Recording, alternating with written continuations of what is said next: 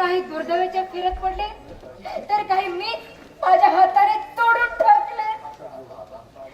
हाताला आधार उरलाच फक्त मला माझ्या बाबांच्या काठी. पण त्यांचं काय झालं असेल? कुठे गेले असतील ते? आई आई तुळशीबाई, माझा चुडा सांभाळ ग, माझा चुडा सांभाळ. राग होऊन मातीत मिसळला तुझा तो हिरवा चुडा. नको असं आपण बोलू नको हे संध्याकाळी. नको.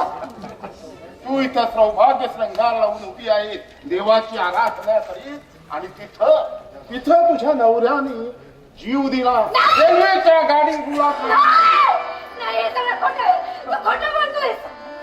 तुझ्या जर थोडी तरी माणूस असेल तर सांग हे सगळं खोटं आहे म्हणून. देवाशी कुत्र्याची विल्हेवाट लावणाऱ्या एका सफाई कामगाराने तुझ्या नवऱ्याचं प्रेम म्युन्सिपाल्टीच्या गाडीत टाकलं. मी स्वतः पाहिलं. खोटं आहे सगळं. प्रेताचा जबडा उघडाच होता. कदाचित त्यानं शेवटच्या श्वासाला तुझंच नाव घेतलं असावं. राहुल, परत का तुम्ही सोडून गेलात मला? कुठे गेलात हो तुम्ही? का आत्महत्या केली?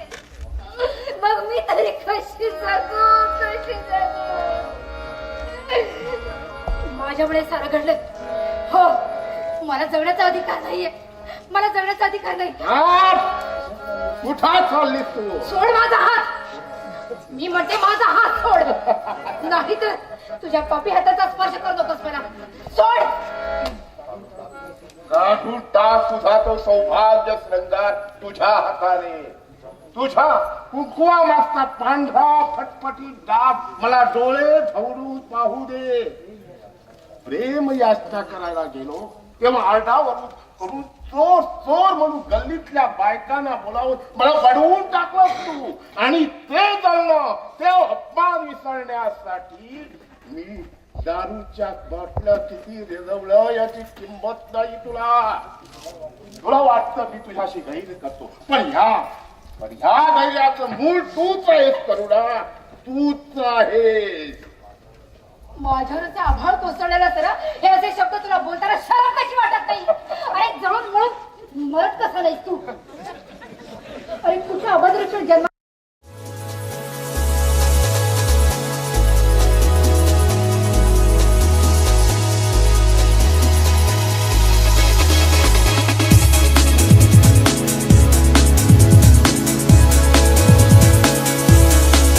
आला होतास हे अवलक्षण जीवन जगण्यासाठी?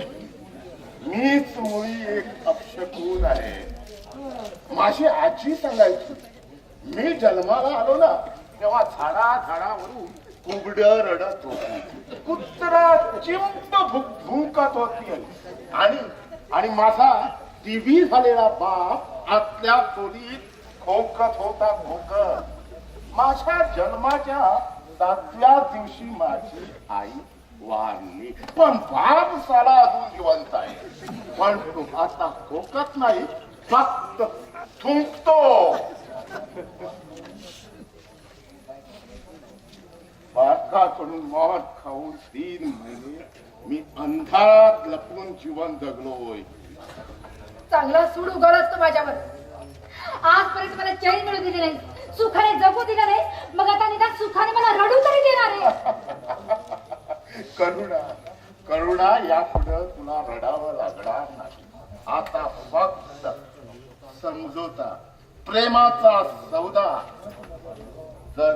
जर तू माझ्या वैभवात प्राशक्त फुलांची शय्या उभारून ठेवी मी तुझ्यासाठी. बाजीराव मस्तानीसारखी ठेवी मी तुला.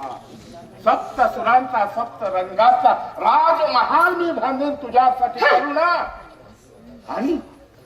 आणि अंगणा एक तुळशी वृंदावन माझे फक्त तुला आवडतं म्हणून.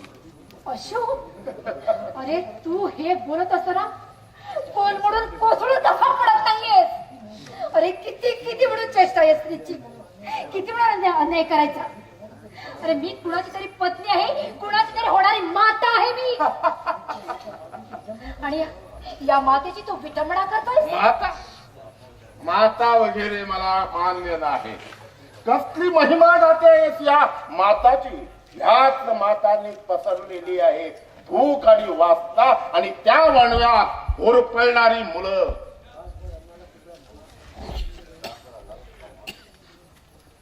करुणा तर माझ्या वैभवात, नाहीतर घासभर अन्नासाठी महाग होतील. फाटक्या कपड्यांशी तुला रस्त्यावर यावं लागेल.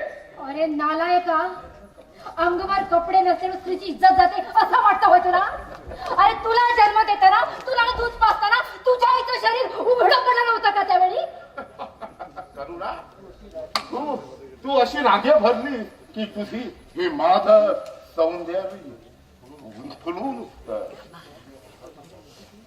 चल करुणा, चल माझ्या मिठीत तुझ्या गुलाबी ओठांचं अमृत पिऊन मला शांत शांत तुझ्या मिठीत शांत शांत झोपायचं आहे. सोड सोड मला, सोड, वाचवा बाबा, बाबा वाचव मला. हा बाप माझी उभरी लुटण्याचा प्रयत्न करतोय. काय झालं बाबा, वाचव मला. काय झालं पोरी? बाबा, पोरी काय झालं बाबा पोरी? मला वाचव. हा बाप माझी उभरी लुटण्याचा प्रयत्न करतोय. बाबा मला वाचवा. काय झालं पोरी? कोण आहे हा बापटा? कुठं आहे तो कामांध पशु? हा म्हातारा मध्ये कुठ पडला, डोळे फुटलेत, आता हात पाय पटकून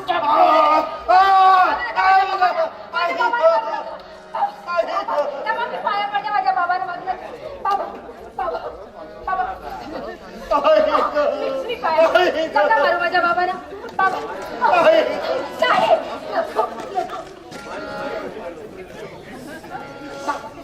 नीच पापी, एका असाई स्त्रीवर एकटी काटून तू असं छळ करतोस. अरे कामांध पिशाच्या, अरे तुला देवाने दिली वासना. अरे वासना असते ते चिखलात लोळणाऱ्या किड्याला सुद्धा.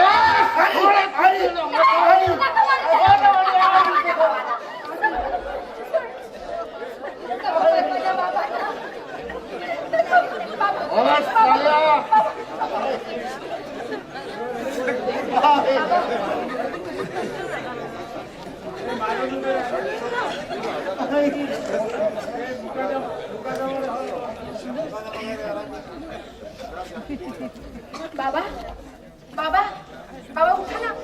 बाबा असं काय करतात? बाबा बाबा बाबा मेला की सला उगीच लफडं नको. बाबा उठा ना. माझ्यावर तुम्हाला बाळ खावा लागला ना. मी जिथे जाते तिथं दुःखाची लागवड होते. मी दुर्दैवी आहे बाबा, मी दुर्दैवी आहे.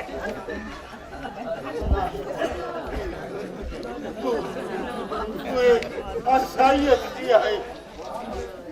का मारलं त्याने मला? अरे काही केलं नव्हतं मित्र. एका गायीची वाघाच्या दाढीतून सुटका केलं. तुला दैवान आठवत. आणि तू माझ्या आश्रयाला आंधळा माणूस स्वतःचा दुबळा आणि दुर्दैवी. पोटाची ही भूक, ही रिकामी झोळी, हा निर्दयी तुझी चाललेली विठंबना सहन होत नाही का पोरी? सहन होत नाही. प्रत्येक गोष्टीला सीमा असता म्हणतात. पण आंधळ्याच्या दुःखाला कुठं आहे सीमा? आंधळ्याच्या दुःखाला सीमा म्हणजे, आंधळ्याच्या दुःखाला सीमा म्हणजे